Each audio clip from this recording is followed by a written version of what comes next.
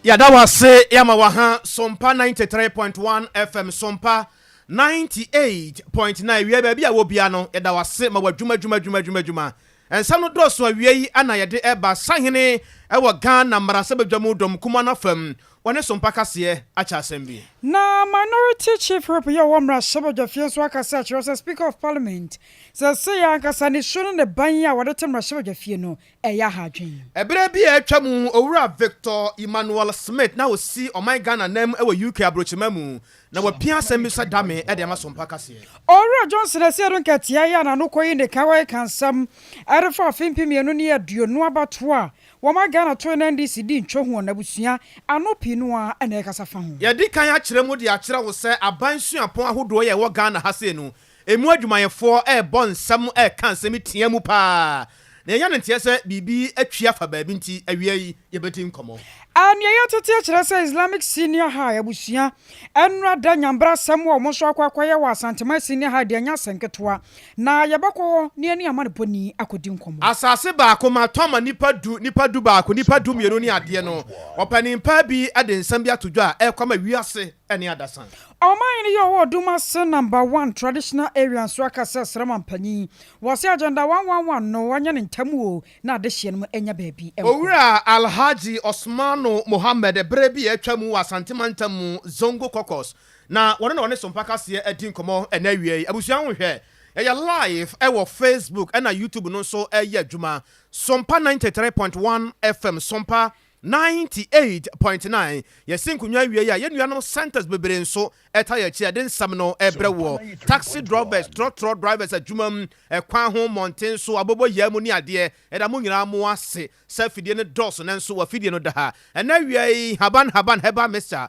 ya pebinom abaya adwuma kama edema FIDO l'agent sikano ni pesikano bigu botom bronya eba o ma wanenye nyame ya adoma fiada bia wi anom yeni koso no miensa watodi cancer eja wom papa enu achi abe heba clinic hunhum fa ne honam fam tano so apatara pa unya duru ho a adwuma no asi yegusu aya ye chew na enche nso na ye che eteresa Sompa achade no ana egusu ya ye gi na ya che busia wanu nyumakwa wodo brepam wobate wo mo nyina ho nsɛmpa na nuanom mienu ya yɛtena se eyeme akosia ajiwa kwade boaten mene nana kwabena kese yenkwa Ghana mbarasebadwamu dom kuma no afem ana ye ginan wasahene edema dom kuma no ewa Ghana mbarasebadwamu wasan eye mbarasebadwane de ma de hye ya ewo Tamale South ne den ani wonumyamfo Haruna Idusu sade Ghana ye nyina ye nimu ono sakobase bia oman no sana hene de oman na kohoma bosika no beto ho wie a akire no wogebre bobo hu miemi asam no edoso asam no posa asam no hwe sa pampan kro efiri mu ba sika wei ani bi ani si ani di ya de kwa atran ye ha abanya dwuma kuo we wose de sika wei komo mo na otima de ya adwuma no nyina no oman no nkoso e na afenso ne yie mu a ebiemu nso so mbeka no masane nso a enura kase no mu ye de mamo sa Ghana mbarasebadwamu ono enam se nipa dodo no antimi ama Ghana mbarasebadwamu onti na nka wo sinkunwa bobo ho abiebie mu afifi mu atesensem bi mu ewa akwahoma bosika no mu ono na ewo se wotwesensa ne science meti enwotwe ekwa aduonu no ena wotan ase a wotimi kan ne ba ko bi bo mo na kyese ho akohia sa wo sa asem no ye tu ede seda na enu aka ho bi ama Haruna Idrusu wone Sompa kase ya kyenkomo asem no wokyekere no kufu ede man ya wono aboa ya yesan mu. So get your committee chair and the clerk, your clerks. The reports that have, the committees that have so completed their work must bring their report for us to consider and approve the estimates. And Mr. Speaker, while seconding the motion, I further warn that ministers who want their budget's approval must appear in person. If you delegate your deputy, we will delegate your money for you some other day after appropriation. If they send emissaries to come for approval of budget estimates, we will send their approval to them the day they are available. So, whip, make sure you have your estimates ready. The Honorable Minister for Roads and Highways yesterday assured me that the report on his committee is ready. And you are deferring to tomorrow. The roads cannot wait, and the deterioration of the roads cannot wait further. He knows. So, Mr. Speaker, I beg to second the motion, but tomorrow, make sure that we have some motions that we should move. Mr. Speaker, we should begin working towards appropriation. The attitude of stampeding earth with several of it at a time does not allow for proper scrutiny. Already, you took advantage of what is called an economic crisis to delay the budget so that we don't have more time to look at it. Going forward, you must make sure that your reports are ready. So tomorrow when you advertise motions, we'll keep you to it. And watch your back. It is not just committee meetings. Members of the ruling government must show responsibility. Look at your back. Look at your back. How many MPs are supporting you at the back? Many of them are not in committee. They must show that approving a budget is serious business. And Mr. Speaker, to serve further notice, when it comes to introduction of the bills, clause by clause, we'll ask for votes on some clauses. So be ready that you don't say that anybody is taking you by surprise. Na Haruna Idrusu ya waya sahine de madom kumano ewie ye no ano. Wotu na ne hwe ne nsa nifa so na nsawamu adoaje marasebedwane sanso so osan eye trene edema dom kase no ne din ene owura Frank anodompre ono so nwina asem ni sei. My leader should not raise the temperature unduly, and we are working together as a house. I am not too comfortable when you say that I must make sure my back is full. Look at your back too. Turn and look at your back. The fact of the matter is that committee meetings are ongoing concurrently, and the leader knows about them. We can count. I challenge you, let's count. So there should be no problem. My respected leader should just take things easy. We will do the needful. And the good news is that I'm working closely with my friend, the Grip, on the other side. We are working closely. So we will do the needful. I share in many of the things he spoke to, because we have limited time to write. 21st is just at the corner. So we'll follow the heels of the leadership of the committee. As regard, let's face it, the leadership of the committee is not just the chair. The ranking also has a role to play. On many occasions, the other side have a reason to cause for the submission or the tendering of some document. So let's find a way of dealing with some of these differences that could be resolved at the committee level, so that we can finish enough. Foreign Affairs, I don't know what you are doing. The ranking member of Foreign Affairs, have you finished your committee work by now? The ranking member should support the chair so that they can finish with dispatch, so that all of us can finish. We all want to finish work early enough. We all want to finish early enough. But before you ask me to look at my back, you should look at your back first. Sabi wodo wonsa etre me so no na wodi ka de atre wo so sa wo hwesa mehwe machi a wonso ya hwe wachi hwesa hwan ne wo ho wei eye trene edema dom kase no nsa wo madoaje marasebedwane eno no Frank anodompre na ye kwamra sabajafie ma sabajane a wagina ode ma mafo wa sanwase abato mpaso so aye won monyafa Haji Mohammed Muntaka Mubarak na ono akroya waya minority chief of Elmra sabajafie na wo kire mu sa wo hwemu a wama Ghana Speaker of Parliament ya wano ya chiamehne a wama sabajafie yero aba no soma na babe na nkomunim se agya anka wama nyomo de ye omo ne ba be bo san se so ne so ne ebo nanso papa firi da wan moto abama no wama sabajafie a wo ba betena akonya soare ni su ne ba sesa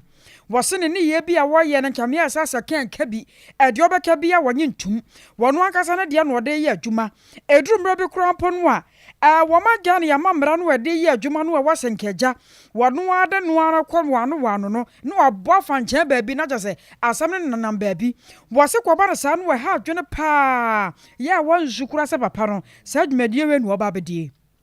wose nei se wode kane Speaker of Parliament Professor Aaron Michael Quay atoto yera urban wode a one day obetumi aka no wasini people sir Professor Aaron Michael Quay wo ya de papa ne wo bo adwuma pa asere aba san se urban ne ye ne subi no ye kam maminka bi ebi no de te hono mu akese de obi ka no enya no eno de ye adwuma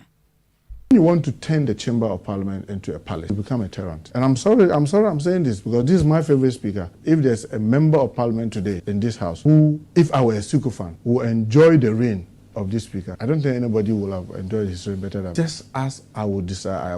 disagree with Professor Quay. I disagree a number of times with Dua Jao. I won't say because Babin is my fault. He disagrees with me, but I tell him that tell me what chief does. A chief will do in his palace. When he says anything, that's fine. That's what chiefs do. But you are not a chief. You are supposed to be a speaker of parliament. And the speaker of parliament listens to both sides and patiently, even where there's disagreement. And that's the essence of democracy. To sometimes even agree to disagree. But where you personalize it and make it look as if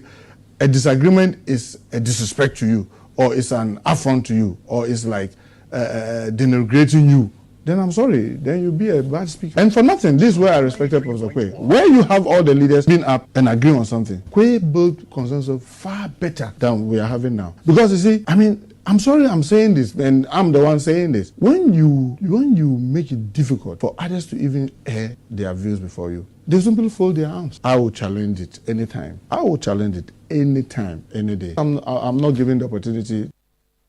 I was young at 10 and Kenya, so was Semra Shebejani, one more for Alhaji Muhammad Mubarak. Nyameye Adumwa, Memendaya, Edia Nimui. And this Amano Krono Anamontoina at Accra Sport Stadium. Nina and say Wakotwaba, na wayi Abrempon and your intro with me a boa part and can conaf soon and Niswa Dihuno. Mpanisa in Sobatua, yam from a decline. I can't be ama or my Ghana brebi a tremu. Yanamu senior or UK abrochimamu. Victor Emmanuel Smith. One of our Sompa here at Dinkomo. Anna water say, one of the Odi can't and Tehokura. One or Kata the Nite Yeno. Adeba ko hunu pa when this amanyo kunu and say, Owura Johnson a siedu enkatia. Ya na ni abre den sa opeti trani di breno. Ye nyina anso enu se sia and this amanyo kunu. Titani Elder Samuel Ofosuampofo and Owura Johnson a siedu enkatia trinity sa wone ne bepre na waje akunwa no e de afri ne nsam. Na kyese Owura Johnson a siedu enkatia no wono wo jai trotro adwuma na da to ho na obepeti trani na dwomtani di breno e wo ND samanyo kunu edimu. And Owura Victor Smith kase Owura siedu nkatia wahwe ni din wahwe ya kosi ye hwe ni mowira kosi ni trinyu no wahunu sa papa no ntia futuo efri se mampani da John Dramani Mahama etunu fo se Owura siedu mesrew wadawro ma enyai ba bia wo no na emepe dwomtani dibre no nanso so no wamua the truck cut about to be out in that particular they try to explain the core 2020 elections, or almost more than even in 2016 with the results that we got. And I didn't know. She said he made the core 2020. Executives now don't corner. Sompa for your chairman, Secretary General Akamba, organizer, and the John Mahama as the leader of the Modern Bomb Boy and I say elections, we hear that it's in Chileans that the certain Kwandiswa, a Korea, now almost the verdict number MP4. The mention if you compare 2016 results, the number of seats in parliament, the vote for the presidential, and you compare to 2020 outcome. Who say in 2016 we had 106 in parliament. In 2020 in 137. NFA presidential in 2016 in 4.7 million roughly, and 2020 in 6.2 million about there. Now, even Kanima Penny Rolling during his tenure never garnered such votes for the presidential. And the Americans there, who held the positions of Mudi Party in Ekokono, Omana Muntuno, and Omodimbo Esfeni, even though almost ACC was the outcome. The Americans there, and Kayampa the same team, and in especially because in here it is a Mahama Leko, Nanko Sompa for the chairman, then General Secretary he should have remained where he was, and then the Akamba as where he as organizer. Now, I didn't get up for me first and one weekend, did not say, why not didn't say about contested chairmanship? The football committee man say, opening Madame Fupani said to get here. Now, I don't think it's the right thing to do because there will be a negative fallout when such things happen, especially behind the Mahamanu. The Mahamanu and Kubian power, Ninsi Ghana, Emagana, one for Nigeria and Panjan to one Jino Asutum into on the Wakana and Waka and the Jaya and Kaliman Penny, John Mahama, and so a friend and then the Kasai. And they say, if you want to mean yet to know, but if you told say, would they be answered the Yotina because only the Mahamas of the strong team like that, you have power, and afterwards, whatever we want to do, we can do. Penny here or Penny as they call elders, Penny they call elders, or the movement and Sompa in Twatwatini, only the choir say Penny. And see, if you can turn down the advice of some Penny for including my little self, trying to advise that there will be a negative fallout. And we have no say in some sense, didn't get as a general secretary, you can't come out of the area and come and try to talk about things that you just swear out of secrecy and idea whilst we are running that office. And the opinion we're deeper even more at this point in time. We're not happy with some of us are not happy with the way he has gone about his campaign because the catcher on said, Penny catcher on says, move a contest the crap. Fine, let's have a clean campaign. Na owie kwa no kire se wo wasem de ma Samejamfi and afenso National Youth Organizer na semnie no say maybe airport so in fact yesterday most of it happened yesterday or the day before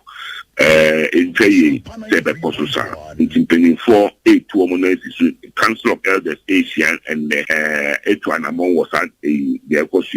former president, so I think he's about to also call them to order. And yes, if the Akobani say we did not expect in some sense and some the Koso after Saturday usually I'm for Lusu in the election I'm Boka and all that na will be certain actions and utterances and the but in the media and then the Mijidi party will call them to order today and have a party towards Saturday. Ebrebi atwamu oman Ghana na woyayana musini ewo UK abrochimemu Victor Emmanuel Smith. Na wachuna wie ya ni muonoro Johnson na siedon ketia wachocho de ma NDC amanyoko no wakokasa ya ewo bono East Mantamu na enomu no kwachire muosa NDC ntwodi a womudi ye afempem ye no ne aduo no na busua dodo no ano akwakwa ya sa tetene ne awada wan ma no owura samofu swampofo nipa bi okofa ne baye sa wamehwe IT ne so no ka ho bi ana ma ne kwaba sa na asam no abapa kan ye no nipa pi no na asase a wo so pa no emu se nko hu ikura nko ama be kasa asemi ajanka ate akwakwada obinim de nam so ma mudi ncho enise na wo se akonyane asem no de a na je se wonim de wo keka ko na momi enkotie Yewura Johnson na sieru nketia ne mra na yebapa bedi nkomo de afa ho ayo ene momi enko ama no so na yenkonkodi enkomo yane owura Stephen Insiapoku wano bana mramu wa wabene mu yie papa yane kwakodi nkomo de afa asem ne bisanse aso amra no anka so ma Ghana asesai owura Stephen yamo official pao mejoso na member ko de yame adom bibi aboko na onso ewrade adom eho ye pa amenem sa efre na wochena wie yede ba nyina no Yewura Johnson asiedu nketia na nsam no wadaworoma watietie dodo no a nokre me tiebi ayamisa amrane kasai adefa ho se wobi a wonim pefe se 2020 abato no mo ani nkonim anema ba kom yenum yensa bi na ka ho bi a ema mudi ncho mo ya wedada na yabeka ne se woma Ghana fo nyina nyamo mugidie se mudi nkonim ne akyinchi mo nsade ma party foforo asa kwase court wada agesa no anyambia we no emra ne ka bibi de fa ho ana yabeka ne se waka no wura sa anti yabegya ne sa ma enika no bacha fo nyina I think say Yewura sidum ketia na ensem na eba babonten no eya de a ma efam baabi no eye se aba dentia eye se yeti sansem wenyina ne se yebeka ya ebra Supreme Court de omo decision ne bae no na nsɛm bi baako mmienu bi nam mframum so yɛnte ho ase na ma ne good case na Supreme Court no about agu. It's I think say we no kyerɛ sɛ ɛwɔ sɛ yɛn temamfo no yɛkɔ so nya gyidie ɛwɔ yɛ judiciary na yɛ court system no mu na yɛnya gyidie sɛ decision bi a ɔmo bɛba no ne kwan so a sɛbi obi ntimi ma ɛnkyinkyim obi nsa ɛwɔ court na ɛwɔ mu sɛ sometimes no decisions bi wɔ ha bi a onye court nya adwen deɛ ba court deɛ aba deɛ yɛn accept the finality of their decisions so that by obi ntimi ɛnada ɛkwan bi so ma yɛ lose trust ɛwɔ decisions a yɛ judges no ana attend judges no ɛdeba no and you know or sa kwan no so I think say conversation na aba no concerning nsɛm a yɛwura sɛde nketewa kaeɛ no I think say fa baabi na yɛ at least now omo ana omo ka sɛ Supreme Court asɛm no ɔmo ndi ne yɛ sɛ deɛ ɔmo nyinaa anya ɛbɛnya ntiasɛsɛ da bi asɛm no deɛ I mean no kwan so ano bi ɔmo de to no kwan so ano when we be so betumi akasa Yera Johnson asiedu nketia na wo munim die won mo ehwehwe anase bia wo munim adokro no dada no kra no ana won man fa anya adwuma man tokwa menteme wase bi mukra ye kyerɛ ma wo mprepraye nti ye do mu kogina mara no sa asɛm yi ana wɔtwe na wie beto odwa no wo bi betumi atabira asɛm no sɛ die wo ka ye nti no mde ne kogina mara no ana say about court especially for election petition nesa ne manamana I think say emramono ma ente say criminal case I can say you have to prove beyond reasonable doubt no about election petition any civil cases na brofoka say me can on the preponderance of probability just say you hwe wasem out the by e de compare asema electoral commission so kana I mean ye je wasem ni tuma na ye je wasem ni bi say o de ne no kre ana say de ono mo ka ne no kre. It's about your way asem na the by any evidence actually lead you know. It's here asem na opponent so I can any evidence or no so similarly do everybody near head the any mood I mean court no rule court you know my court any of my adwin say my sabi allegations na omu raise say election no my computation na nkoyi na the court no man adwin because evidence am the buy no court no esoma enye and as a court no edibu as momo enye it's I think say yen hwe no was highlight no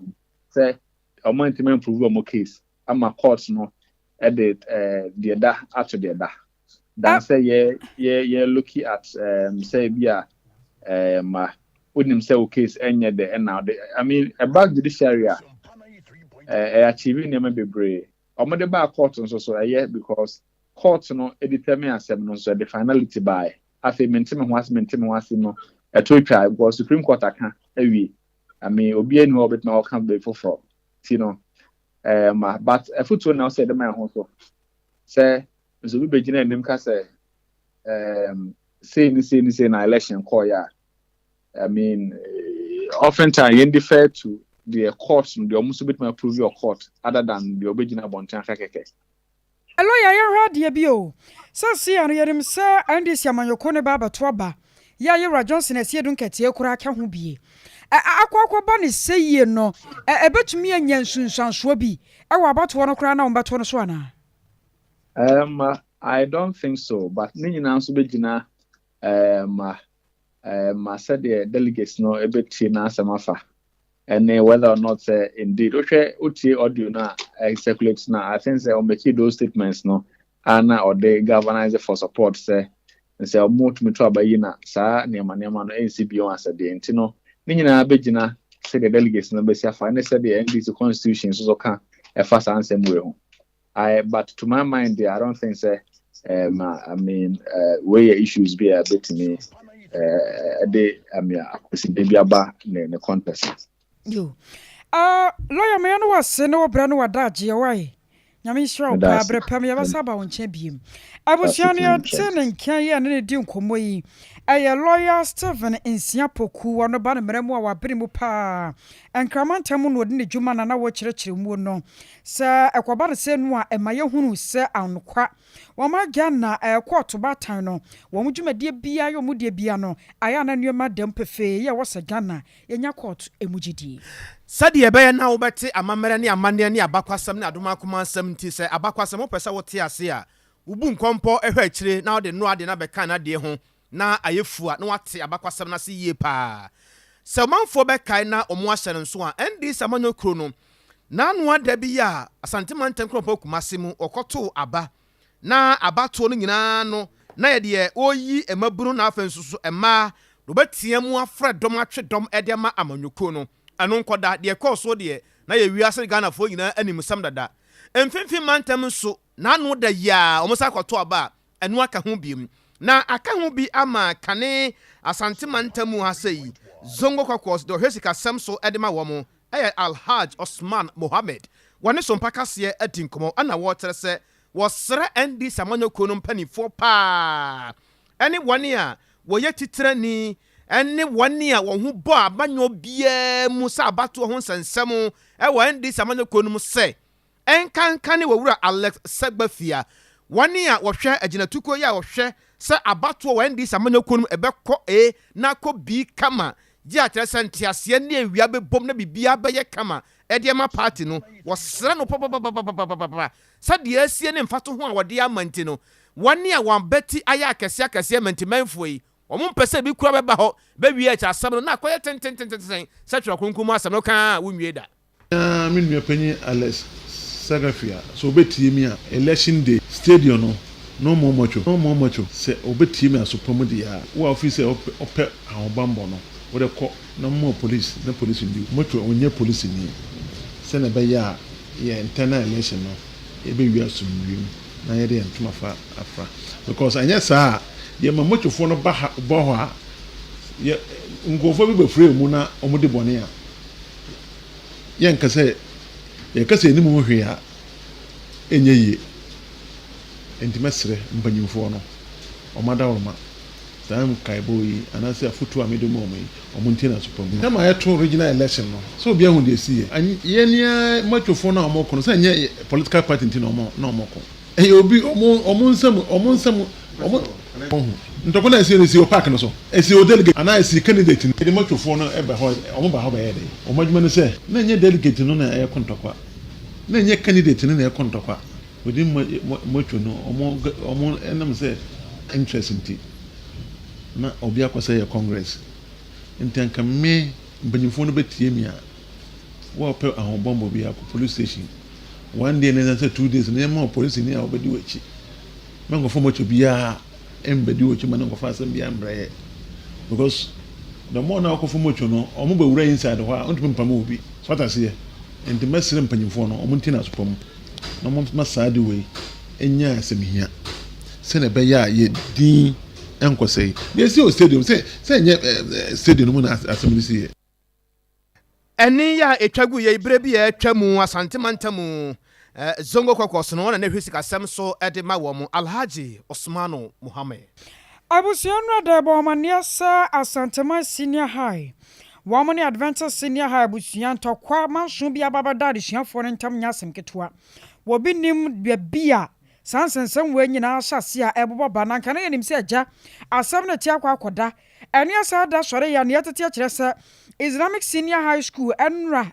wianim ho ade kwa numre no wo mo so akototo bo de akobura santemafo pa ya nya asem ketwa na asa su ne ba we ya wura sukuu mafram wo no eni ya yenyan ye kwa ma no so na ene ama ne boni kwa me retu akwa akodi nkomo de afa asem ho kwa me ma han akosi amajozo asem ne nchire mo pa ne sai akosi ya said ya wadi kaka no mpenifo sin sabe dia esuya bure ko di ye ntani mu ya na foforo so to na tegu ya ho se wa santimanti no emeburu a omukosu subanya omu de na die akosi ye bibi se ebusiafo be kaya na no ekosiada no na ebi kosi wo asante man na fi Adventist Senior High entemu a no akoya asemo e da ho no man mpenifo atwe na basa no ma hwe ekwampa betumi afa so and so yet that's sorry, yeah. They do me and tell me an akasi, bonnie costing Marusia. A quantum pona is free advantage in a high, and no more about you from about them. A hollow primary school, I was state primary hollow. A quamba put the more, a walk, and now almost so it's me far. Now, no, a real moon, and you didn't have the answer. Primary in a high school for the no more pumu, Romas and Nabu Chimpu, I could see any particular move than the teacher. A good bear, you know, come here, dear son. And no more now your margin so big we're getting. Yeah, tell you, my woman, and we're getting a push. Yeah, no, like my beer, on my phone, and on best not to say, much more far on Bafadia, and the economy in the woman who are getting a push. Quincy, a bride, you didn't know why you didn't come up a cry for the moment. They see, I said, I'm afraid we are moving, say, I've been put a woman said. One day I've got a share of me to him. A broom that you take birth one now, and intentions were one year, woman, and for or more class to my answer, or more than I would be a been better one and fair. I was in a quantity to the Hotma, who for Hotma, we do know what yes, and to my quantity more paper. I get now, state for at a woman. I quite simple amount for the staff for Nantino, a brown way to a more from the United to be an assault. I know not be about women to the man, as I have working to a more to almost Africa. Robert has and Timafo or Modana, a very war room, bra, or we are climbing them Hormona. Who can money Yanwa, having a Islamic basis. After 4 won't be about go and putting up my money in India to make a thing. I agree, and that's what I asked before. Now, the Bombardier think you bring in could be. You can hear so much and make a 10 times of Frano, as I be so many, yeah, and we are no channel, any young in GSS. From the place for the buyer, almost have a kind of baby and be. I'm also on the Omaka or Macatabuja. The airport was in Penifua and Fred, now and Rantuano. The Sudan moved than a day a free tabby bay, elements to watch a baby or we and I say, Yan was and says, one which man, one more so enough for me to move at that, which is one of your way at what they are. And then you almost come with you. I know after that moving up with the chat to a crime says, and the chance, or more secondary school for number 5 years. What was your mark and China? You have watched a quite be as in a China. Yeah, or my Afama. From my year, a idea of Massa Big and the woman who will be on Massa Big. And to the air comes in 24 now and a few minutes a snake with you. No matter what you say, on Massa Big Ruma, on my bumper for, and a buying a walk. If you have Bama, say, or Moba, or Mutin and say so, in Tabuja, we are near to see a year, bra, we require young Korea, Islamic Senior High School, or Mubi one more, or my 4 2 and Yabro, a Santimafo, or Mumpuma, after a woman now to the Bella. Mamma Missa Quadanoa. Santama Senior High, or which I send what General Baby or my Mrs. Tom, no more quabur, no. Anyambia, as I said, I pom dinner to say. Apusia, and no come and then you are your name, Mamma, essentially, baby, and you know, Sarpanty for the hope, and Mamma, and the store, the one you know, ma, you didn't come on, because Islamic for the battery. But when you are any other pages, and you are there when you're free, I'll Sabia, what that's all, any mammy didn't come on. What you say, I feel with you at Casadia, now to see you may fear and Sabia crowd there, and in Yamma, simply for me, yeah, or that's his Casa, now said the American to the Cacadia, the reference a Yara, said your mammy, and they are my enemy.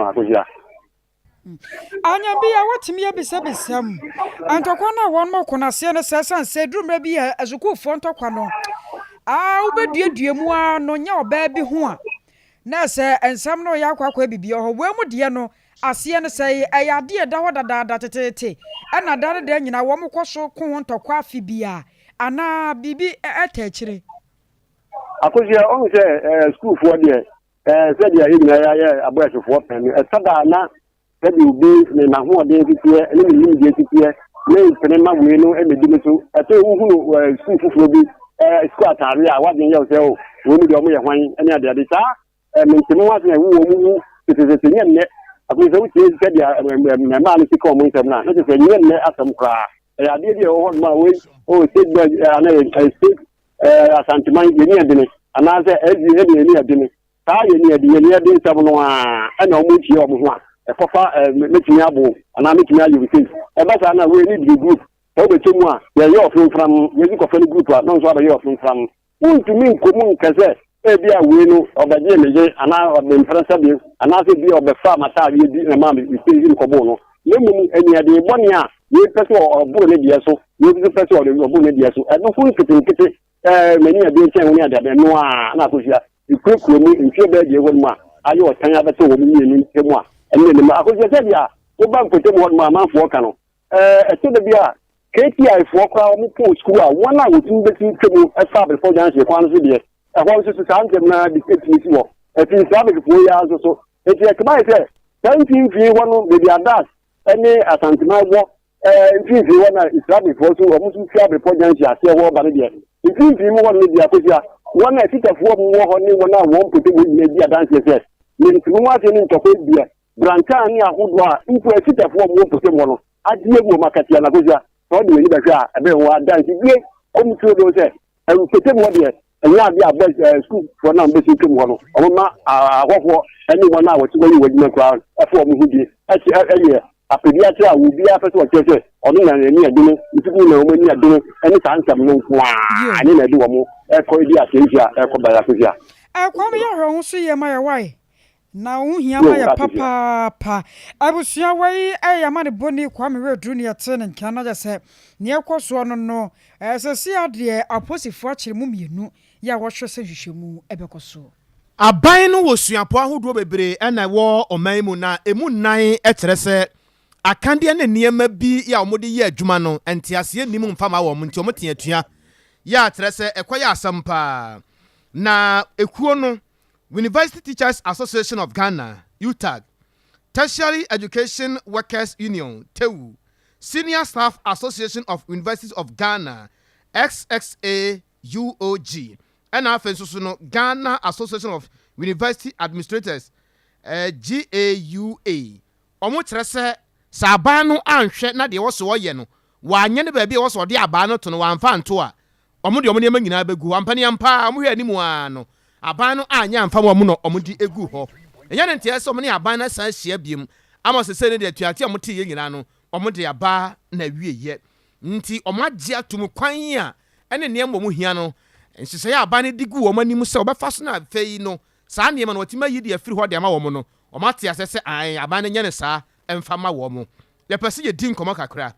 ye ne enwuma suamu obemfo Solomon Nunu na edi nkomo yi wo national president edema UTAG wono da wiai ye pese ye ne no di nkomo ne ye hwe sade niema esi ekoye ne ekwan be na aban no fa so a obetimi ede saa adehiade no ya omo hwehwe no ede ama wo mo a betimi aboa ma omadwuma ya omo ye e osuampon hodo mu no atimi awie peyo onya ma ye de akosua dan ho bra yo agenda 111 aye dwumadie sonkon ya da aban no akoma so pa ye nyina nim sa yaresabia de ho hia enti sa aban bi betena konya so no ye se osia yaresabia na ya sa Ghana de hye nyina hyase bom paye pade ma no eno na odwumfo Dr. Kwasia Prakuyo toso miensa wano yo mahene ye wo Dumase number 1 traditional area Sunyane West Kroponi mu wo kire se wabasere mampanyi agenda 111 no ayana motuo pa ya wanu nyina ta na chie na sanka wotumi kura ya baako na mienu bi ewo ne mpesua no so anka beboa no se ne be na ayarhwe ane ayarsa dwumatie ebetumi akoso wase ya kwa ya ba nyina ya de hyehye ye ho wo bi nim ba bi a wo bi ya de ye kwakwa wo kan ho enji se yetumi nya bi wo ho no sa no a ebeboa wo mo ebiem wakoto asere empanyifo ye wo ne kropon mu se wonu mu nyina akeka no san se wo mu nyina na kasa bia wo ma no betumi aduru brumu wo mo rasa mampanyi na do bakeka no ho na yaresa bia no empesua no so wo mo sa betumi aka bie wo abra wo kasa no ensantwofo ko ho ma Sompa kase yenso yatwi bi Sanye nyina they say abanda roma omo say on besi national hospital aman ko chom baby die nanso mi hu dan dia abaya ka so obeye no e ya antena ne so amaye ni amere na tambia no ya hye ne so a obehwe no na akoye signboard ti we nyina no ese ye den edi kamumu na tambia no ye boa nananom ne etu ho anamo nananom ko a yenso kakra moa kakra ye betimi dia ta nananom achi enye sikasem kura so bi o ameka ma oye nananom traditional council they say traditional council is a business enye mahine na nedia eye domase man nyina ya nrani ni ye ya hwe na ya hwe ni ye a ye betimi aye bankrupt tsania ubi adwuma na se wo ye na wa anye ni ye a de to from ti ya me beto na anu ne se ye traditional council ya say ye be so no ye be run ne se ne ya ye run business say traditional council no ye timi tutu ye nneɛma yie baabi a yɛbɛhwɛ a yɛsika sɛ mu baabi a ɛde sika bɛba ɛnyɛ nanam ahene nko ana ɛm sɛ traditional council yɛ traditional council no a yɛbɛma no yɛbɛyɛ ne sɛ yɛwɔ agyapadeɛ yɛwɔ yɛfrɛ ne sɛ yɛwɔ goodwill bi nso. Awusia where ye Dumase #1 traditional area o mahina o honom Dr. Akwasia Praku ye otoso miensa. Ewiase putogum hwegum ni nyina kwansen kromua na ekọ. Ne sayenti yadane ye ho kakra yafa nifa so. Ye ne Dr. Asare Asante Ano wo ye UTAG General Secretary na edi nkomo. Papa Sompa FM so ni afisia pa o. Meju so na me chia wo de watiefo. Me ne matiefo nyina je so papa na pomboko de. Nyame adom pacho boko na mo so ye. Nyame adom kakra yekuta musa papa. We de yenya ne taw sei. Yenya ne tie se mo ne aban no ahia. Wadaroma ensem ne nkomoko sen. Yo nti anope ya issue statement be say ya suspending industrial action. Na ne combine ne say mo be kaya na ye ka about unilateral variation of conditions of service. Say near my idea human allowances bi wo ha aban na atnas no no na nkopeso osesano.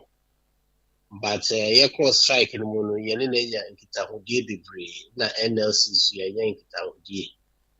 Na 8 of December na aban na agitu say ayampa omahwehwe krata mu no mahu say vehicle maintenance allowance na off campus allowance allowance boa ema ebi di faka be adwuma ebi nso di omo use omo car nti na ya dia chese assume public universities very important aspect chese sa allowance no omo ntumi enyi info chese de na nka omo pese omo yi fi spam plate no nti sesi ya ka say di Omagia to say the S-pump rate now omode ever buying every year 2 times and only able to be the apply to the vehicle maintenance and the off-campus allowance. In January, I did kaya ne etasu and yet also means no. You agree in there so almost terms of payment. In Tina, if you are immediate. This will have almost be fair. And then you try to me and Sakrano outstanding issues, so almost say omni ambitious from January. Into Brapping in the country members anymore. Na demo but I'm say as some omuna omuji to say the country is going through economic challenges. It is a idea. Even though say at least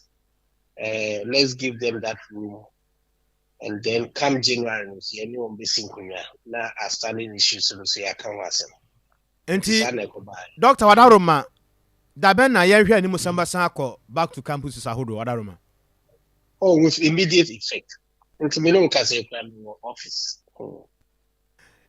Bibi wo ho biemu anase for now no de we ya ne adihiade a mfa ne se wo ho a ewiase nyina ne nsɛmtwerɛfo nyina tibia eyeyie na de aka no de bohu kwamba fa so bibi wo ho bia na se we ya ade titru a esum anase outstanding for all public workers a review of the single spine salary structure. Inti no ye commerce na buying say ye sinkunya ne kasa which is the right way to go. Inti for all public workers that will be a major issue come January as I buy as university teachers there were other issues you know what say yes you be pipe okay enti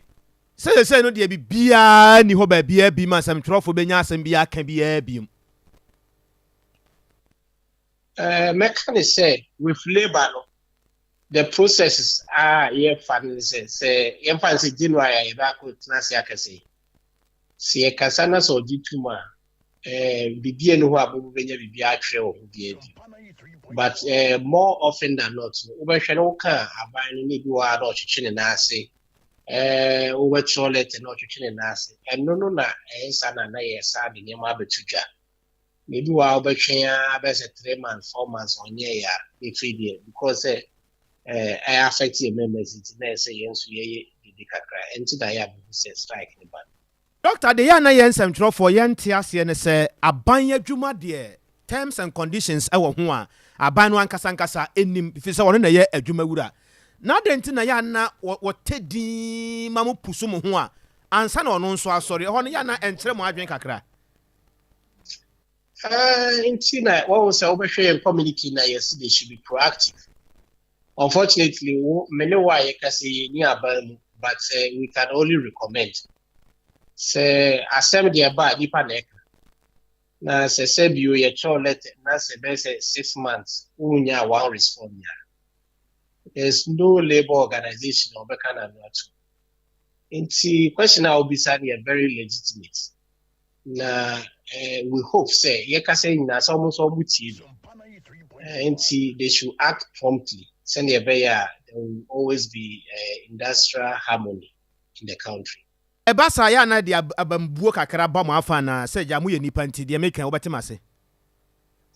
Pacho Brady question man. Ebasa ya na de abambuo kakra ba mo afa mu ana.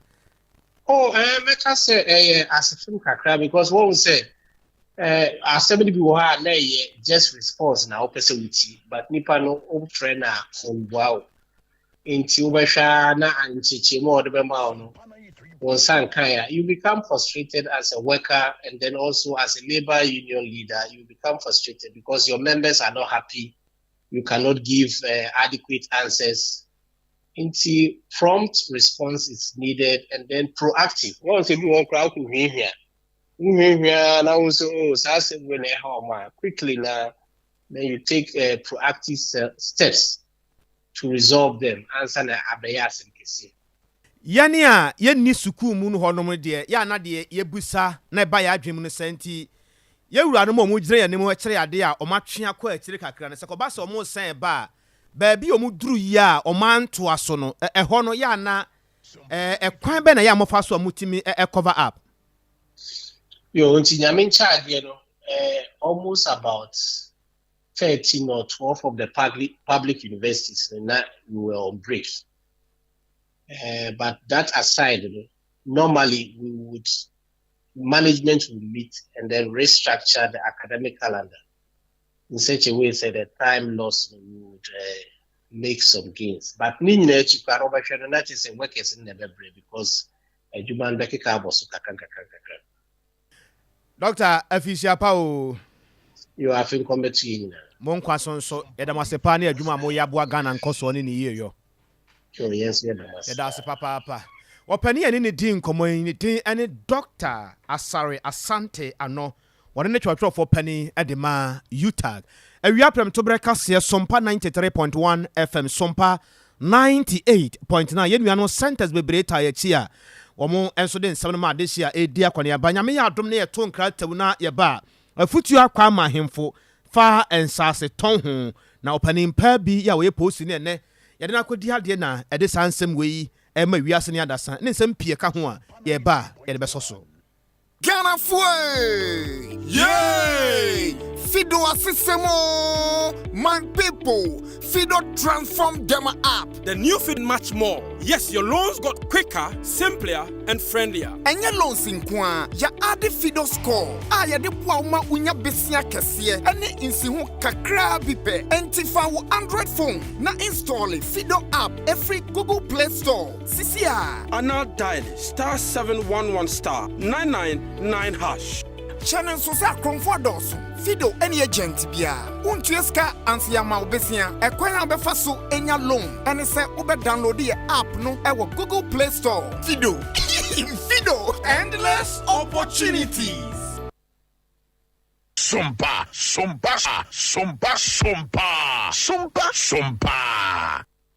I was here quite from na by crash a panyo when chikro ponimu. One monya for Alexander or board damoa, one so shall see a water and a more when in person show.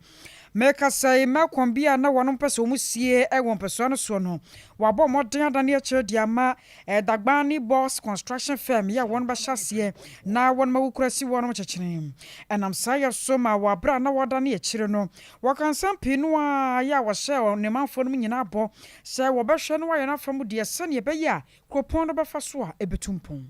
the American nyina ne se ne wanchi man atede because I'm say a project we papa fire na Professor Jambafo oni yenua Dr. Kwachi Afli I'm say 2020 no munya ade adwen ba I say e wo say enya mekomo wanchi kuro mu a ebeboa wanchi because o hwe wanchi a yeda bono man si yeda mfini because obi fili bole bamboy time banda ni we ya isi say project bisa wo ha ana yo shopping mall bi ti say mekomo wanchi a one ebema de adwuma beba youth ni nyina benya adwuma yeda aye na ebese ama wanchi sukura yeda aye obi bedi dwawi a okwa anye bi a so de car ne nti driver for na sofo nyina bia benya adwuma yeda aye na project no ache nti me ba akonwa isu asana am see no na wo se me dey actually ekohwe by covid tram we na still am say 2 years ba so na bibia ama omum nye omadun say omubi nti ama me tu anamo on the 30th that was 13 September also 2020 ama me ko group of companies so my headquarters ekoshia operations manager and then the general manager of the Mekong group of companies nti they 1 month ni na mama so say contractor be there ebeba nti yampa so muhun say na contractor na ba mama hande site na yeda amana nokre ne ka say ya ne ya almost start documentation nyina we say ya na assembly ha ya bibia ya there awie ne emfa na 3 o'clock bia no omo start adwuma Anwochi no assembly member ye work amu electoral area won for Francis Boatin won so ekasai no krani ehwe animu omse omde ha ma me comfort na ye hwe omkwan so mbeba enne nyame adom ne omde o mabeka yensa contractor man to cross ne obest start na dwuma no mse free ne edeko nti ye manije ye mahu awo ase anko babia na babi free na ntwibo atemi mpesu aso he kan ye waka no kan tama metwa ntema me de pa because adwuma we am comfort be mpesu aso bi amazing for ebi enti ebe create job opportunities am be carpenter for binum benya adwuma yo enam se etwa ni hwe ya chi a dey care dan we no em se bi da ho no ma I think se sempanifo ne assembly be ya ba bi om de omusement begu ha dia I think se enye de ne wo ha ma dan ye sia ho ka si we nyina da ho ti I think se om de mom betim do no ma egu eso omu isi no ma pe security obede ebewe tiem so om benya sa facility no e wo me pesu aso ne e ba de hwefo ma be se pampers ni biamanfo ne a no mu tubu e wo ham se da bia na media for na mu bisam na so mechirim nti nyame adom na MC ne mpanimfo atu anamo ma be konfo no aba se o de sodo ba aba bebo foma na aseda ne ye de be ma mpanimfo no ne nyankopon Abusia we assembly member ye work amu electoral area no wabono mantemu won monya for Francis Boatin nyame ya adom afiara bia wia no mienu kosi no miensa dwuma de bi ba wa akwam atodin kens a Canada akompre kwa Japan asen center mrase bedwane ne ho asem ana ye ka ede kire wabusua de wo mu ne se opani no na ni so ade hunu ne botaye ene ba bi a wo kọ ba bi ofiri ba ene de waye empo ne de egu kwa mu a wo beye ede aboa Ghana fo no ede na ya bo ho dawuro ede ma wo wato din kens a efeda bia wia no mienu kosi no miensa na sa dwuma de no eba wa kwa mu asen center mrase bedwane Canada akompre kwa Japan ne ho asem pani for transe a wo bia mu ma de kire wadwen bia no onso bisa ma mo kirem de kirew abi mpo ade wonte da de wonimu no ye ka ade kirew nti ya jebre na tie bi nyame ya adom na se ebia awia yi ba bia wo ya wote ye nka no enema nkoyie mfa ma ebia honam nyina asa wafie bi se asa wodew asa wo ho hyehye asa wo huro be de woni ade a mesra wi ase wontimi ndidi na wontimi nda wo wuo na eteta wo wonyawo a wode wo bekọ aduro no ye ba akopẹ wato din haban heba mesra wo akokora abrantie baba wa ne baba wa obia enya bia ekoyie de ma no gibisha wo bag masomfo ya ma menum am so amedwom ene ba bia ya mo bia no aduro ne haban heba mesa wato apete Mr Heba Kolinak Apidang Dani Heba ana sa aduro no se bia wato bi na bia wo hu kwan ba fa so a wo benom no a mesra fre doctor sesia no won kire wo kwan ba fa so a wo benom no enya nwuno mpa cha ya ti na sha no so nya nwuno kora 0549 42 12 34 0549 42 12 34 na waje oso ewiase de sika de hu hia pa nti obia bompa ye Awurade boa me na menya sika o Awurade boa me na menya sika o efie bia mu ade achi o awie wanadwo mpa ya ye bɔ no sika sem twato Awurade boa ne nya sika ne sa ye nti na fido Nyankopɔn de ye na ade a na onim de wo ye bia fido aba ya Ghana fo sun ne amane nyina no wo yi de afiri ho wo se wo de sese ye bia ba ehia ne se wo benya 100 phone no akɔ bia for say Google Play Store no download one app ne bi wonya download one app no pe wo de asɛm a obebusa wo no ɛyɛ yia no de wobusa wo no yɛ yia no wonya yia no odika wonya 200 Ghana cedis no wonya 2000 omu tu mu call 2005 no ne se kwa de 3000 enti bibia mu no he wo dem o wo hini o wo tika mu o wo office o ɛho hia sɛ wo kɔ satellite tenten wo ba bia ɛna wo se yɛn kan kyerɛ wo sɛ wo mu nia na musini wo ba bia ya wo bɛfrɛ wo sɛ mini fidofo na yɛ adwuma enti fa hasi ha fa we bra ne yɛn sande we ma ɛna tua we ne bagye we basa na kwan na yɛ tenten sa nipa no wo kromfo tie na hyɛ no nso sɛ ne yɛ no Bosta nebo 7 na ebo 11 nebo star mpato tie na hyɛ no nso wonim ya ma obi nyama wo why Bosta nebo 7 nebo 11 nebo star nebo 9 miensa ayi na wo phone to ho na ayesa atwede no de mia so wonya mia so pɛ sɛ de wo yɛ kɔ no ɛyɛ pɛ bo sɛ ne kɔ asɛm obebusa obia no yɛ yia no sika no abetom sesi ala jan epre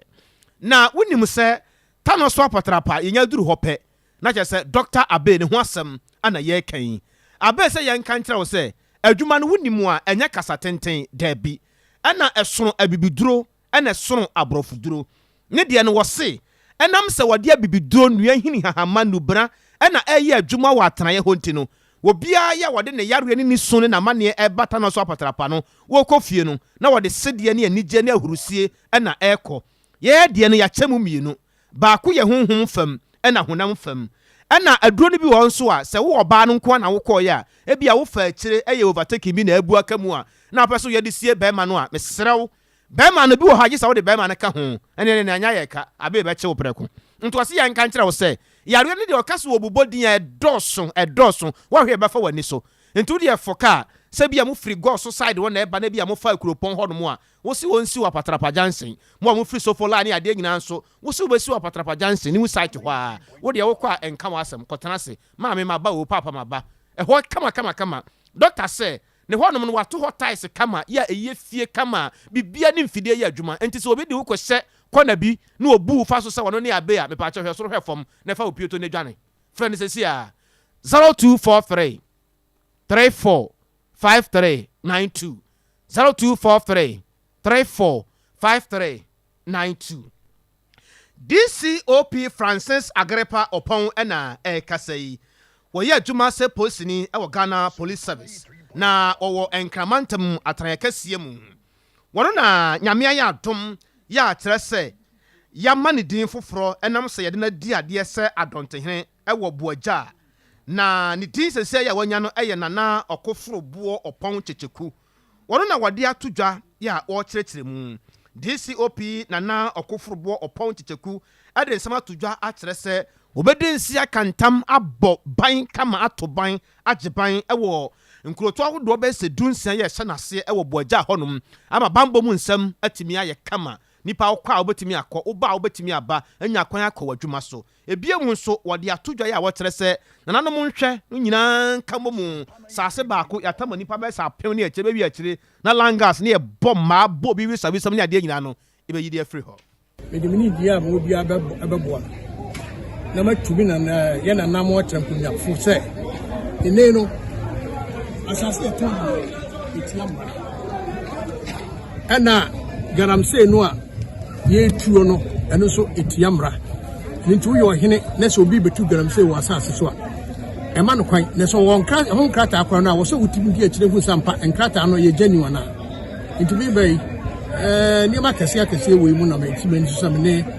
me hene mu nyina bɛka bɔ mu ɛsɛ baako ɛsono ɛnsa ntimi kɛtɛ nyame ne kɔpɔn yɛ adɔnam ba yɛ nyina bɛka bɔ na yɛtu saa nneɛma no nyinaa akra mɛka no sɛ da IGP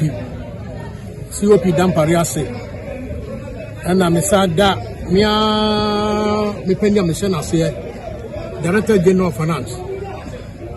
DCOP Fempon Ketia and my project for Kaini nyina enketua ne mpanifo nyina so omo so beta machi afefedi o mabe nyina no me do mase so twedi ampo akwa hosan so do mko kudura sumfie mu media se da piesie ma me hene so wade animunyam kesesei e de abome na osan kofi medam abusuafo nyina nso ase so omo so eta machi na de ekobe nyina o magye tata bi samre eno achi me da amanfo nyina me man nyina ase eye dunkura besiase udumase treso dom nyina ase DCOP nana okoforobo opon checheku ana yetene nke se wono ne adonten hene e wo boaja nsam wode man sam twerofo eno no mode madwenta ne munsusu ni bi aba ya ye be ye hu adwuma etema mo ye kopro kese so na ya ye adwuma no kama nti ye de we de na e hyase keke e wo kaso a American House akwose osesen TJM you do all wo bia no wono mu a wo betumi ene ndisi amanyoko na de asie da biara da nneoma nyina de mpefe na akwa moaboaten enso so edie ni ablekuma central no ne die free wo de wo bechiae Opai de more Felix one so na kasai na watch say ofi okase free kumase swame na the road to recovery budget ajo they said the nneoma nyina ba bedam pefe budget no they said the IMF bebam ama chese ensakraya tumi abampa shama ba edina benya one so die NPP them say they waiting you boahe kwame madaroma ya monfa de kenkan ye no enu mom na eya na yehia enti monko manim it said the work as what are you saying? A part of Akasa. And say waiting, you don't know. Me are telling them say. But so I said then I send this for Basa Kakai. Then I'm more kind of horn and this is coming like Kakai. So I know person watch it. You. We don't go Jamaica why. Bujama emphasis Sompa chadia nie. Ya bomon kaya sa Sompa chadia no. Dio wo bia ya fabra sa ya mo entade mpaboa. Dio wo bia no wo de ba e bedo wase pa na se yesika so so a aya na wo de afa homa so 0598 559802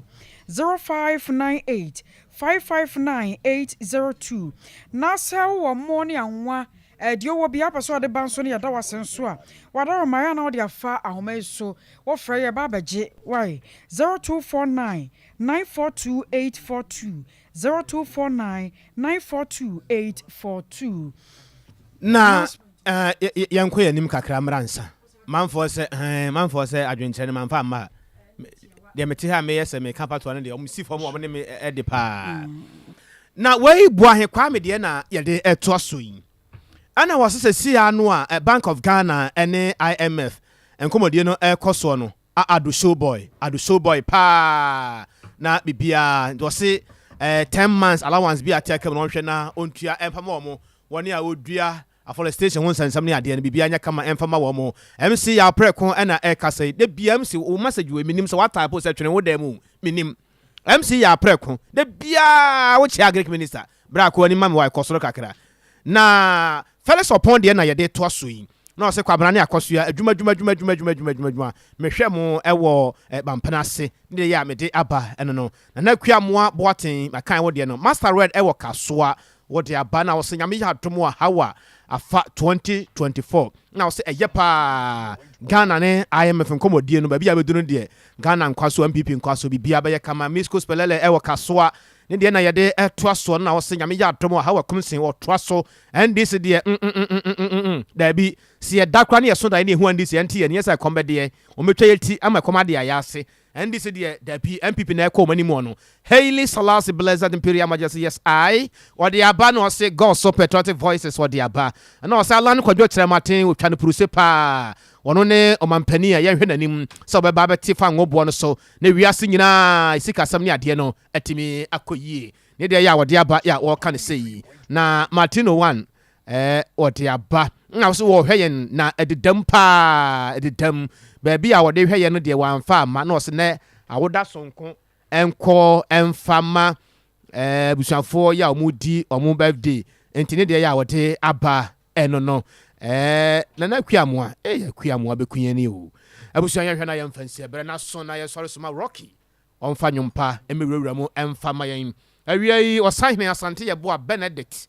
ɛna odi yanim kuku a akosua somoa Libia Bogas of Mami Premier ne afia jewa kɔdeɛ saa so na Morphy maame ya akua nya akwa blon ma chiame nimo ɛne abusuafo nyina PK Rexford David Christian ɛne Yima Aki ɛne abusuafo nyina so ɛdamu nyina mo ase awia yi na nakwabra kɛse na afei akosua ajewa kɔdeɛ boatin